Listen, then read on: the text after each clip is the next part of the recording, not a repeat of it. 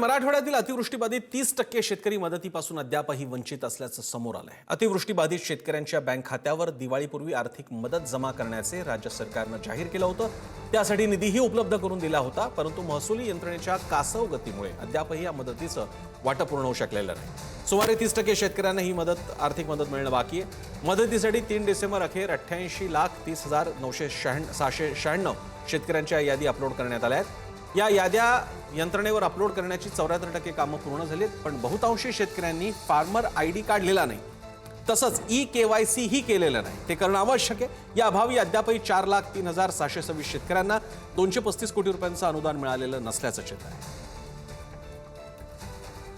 जी शेतकऱ्यांना मदत मिळाली, जी जाहीर केली, याच्यापेक्षा अतिशय तुटपुंजी मदत आहे। सरकारने 31,800 कोटीचं पॅकेज जाहीर केलेलं आहे।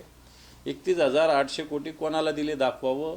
सरकारने 31,800 कोटी रुपये कुठेही दिलेले नाही। ज्याला 20 द्यायला पाहिजे त्याला 5 दिले, ज्याला 50 द्यायला पाहिजे त्याला 10 दिले, ज्याला 1 लाख द्यायला पाहिजे त्याला 20,000 दिले। त्यामुळे शेतकऱ्यांना पुरेशी जी जाहीर केलेली मदत मिळाली नाही आणि अजून 50%च्या वर शेतकऱ्यांना 1 रुपया सुद्धा मिळालेला नाही।